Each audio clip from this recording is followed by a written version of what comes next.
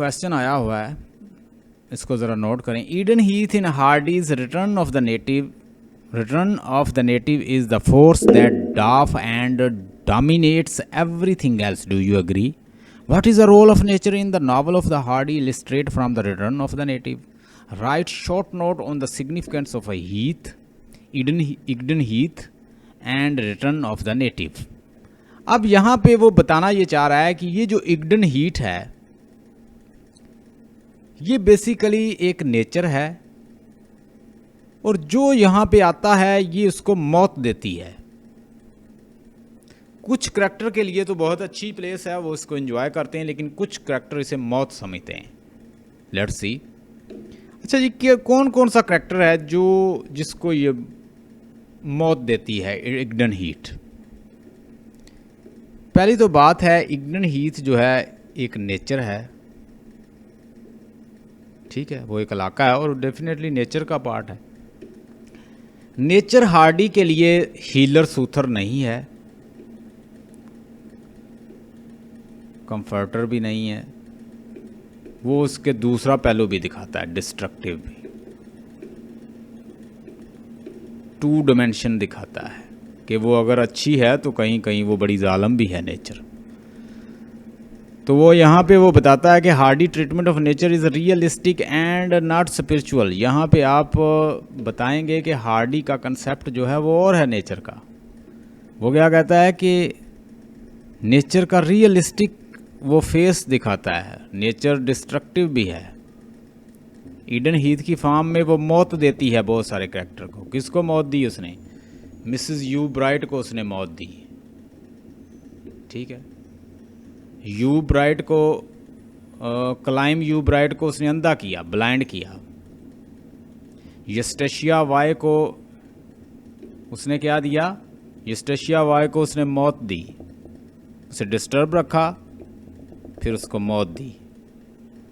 वल्डीव वहां पे आया, वल्डीव आया, मौत दी इसने, ठीक है। और कौन से करैक्टर को मौत दी इसने? इस तरह वल्डीव, यूस्टेशिया, क्लाइम और मिसेस यू ब्राइट, इन सब को तकलीफ़ें दी हैं और अल्टीमेटली मौत दी है इन करैक्टर को। और ये जो वल्डीव है ये ब्लाइंड हो जाता है। उसके बाद Eden Heath is presented as a character in the novel. Eden Heath एक लिविंग करैक्टर है, जैसे कोई लिविंग सोल होती है इसी तरह लिविंग करैक्टर है। ये साथ साथ रहता है बैकग्राउंड में, पूरे बैकग्राउंड में नावल के।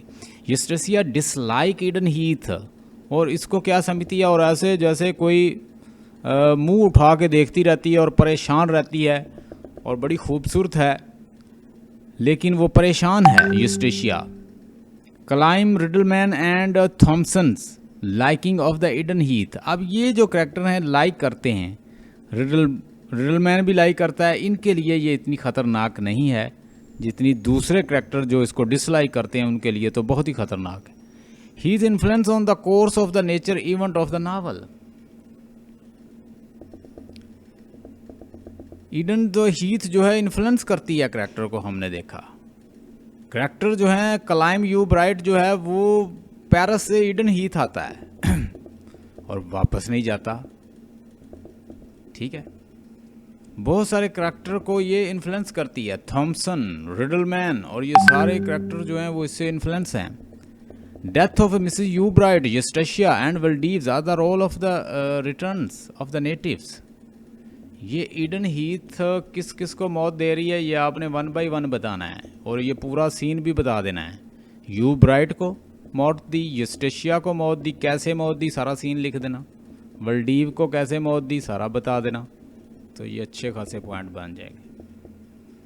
इंशाल्लाह next tomorrow I try my level best to discuss about, एक तो हम डिस्कस करेंगे दूसरे जो पोइट्स हैं, एक तो वाल्ट विटमैन को डिस्कस करेंगे और उसके साथ साथ इसकी जो पोएम्स हैं उनको डिस्कस करेंगे, और साथ हम डिस्कस करेंगे जॉन एशबेरी को और रिचर्ड वल्बर को, उनकी पोएम्स को भी डिस्कस करेंगे। Stay blessed.